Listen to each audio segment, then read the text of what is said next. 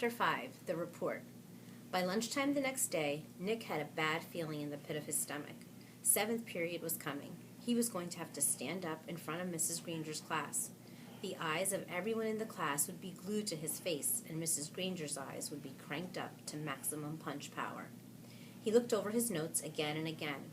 The First English Dictionary, The Growth of the English Language, William Shakespeare, Words from French and German, New words, old words, new inventions, Anglo-Saxon words, Latin and Greek roots, American English. It all became a big jumble in his mind.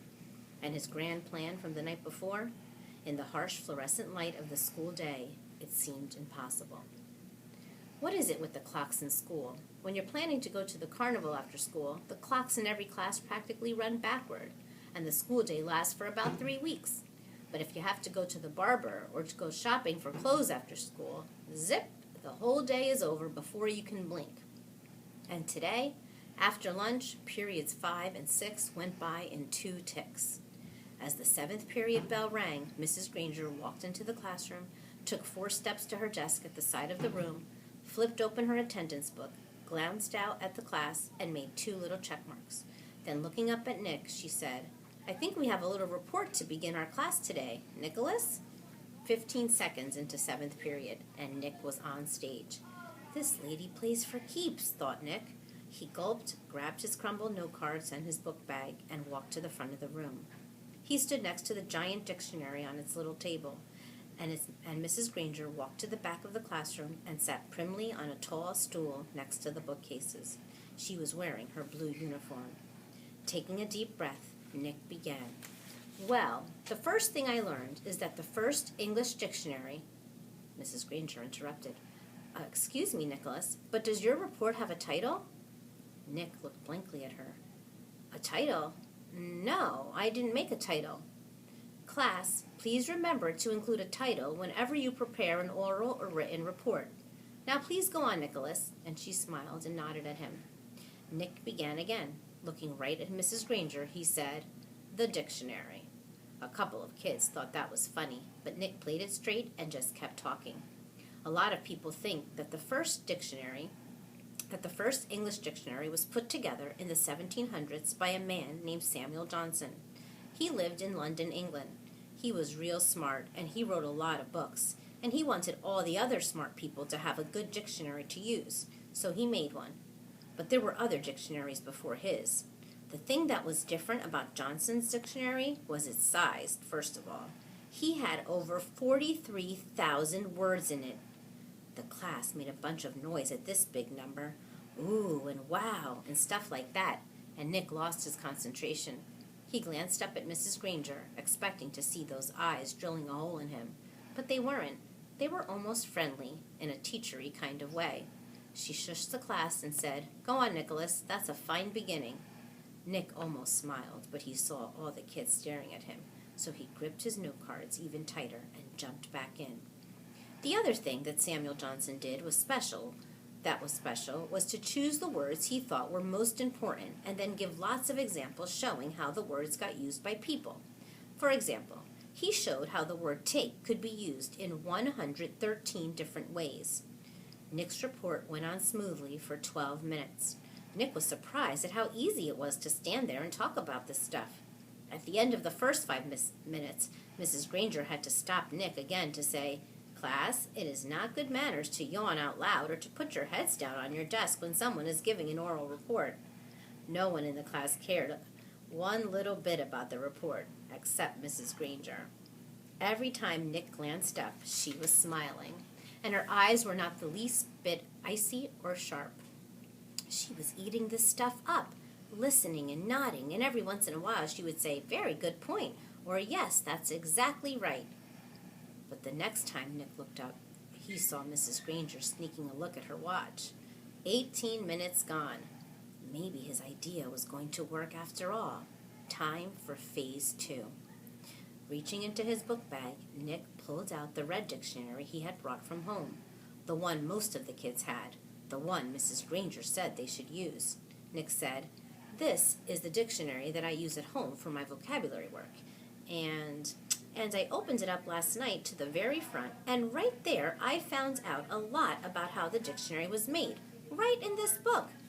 So I thought some of the idea would be good as part of my report. It says here, Nicholas. Nick looked up. Mrs. Granger got off her tall stool, and its wooden legs made a screech on the linoleum.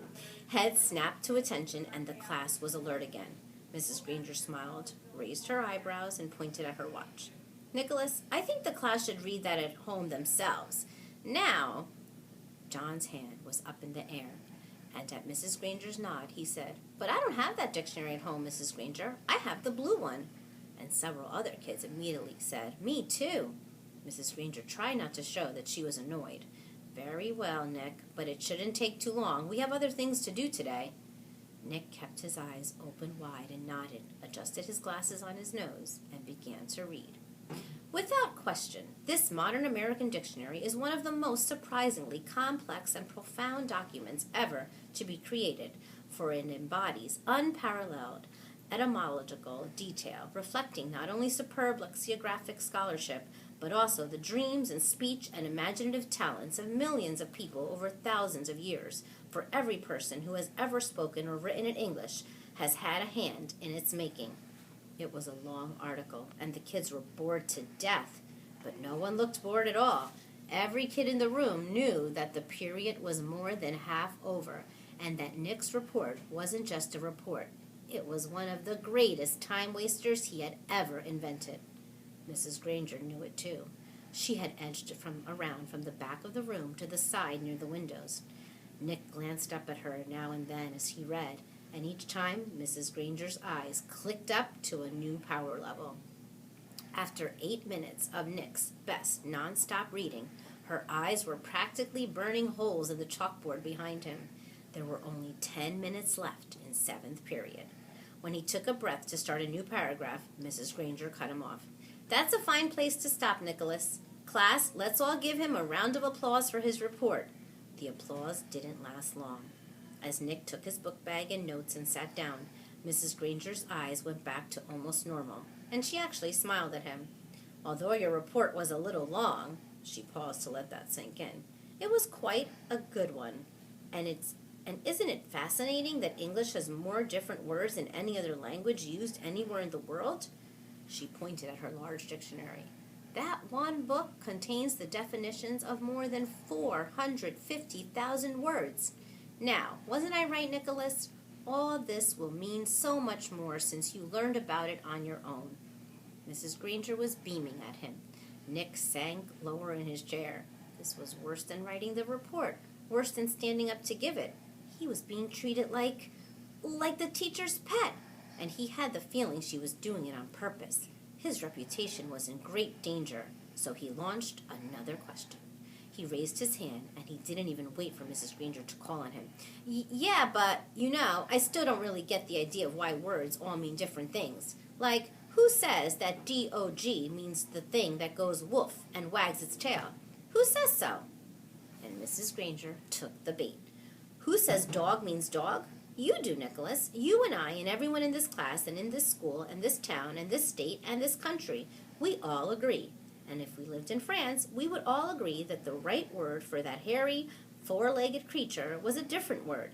Chien. It sounds like Shein, but it means that D-O-G means to you and me.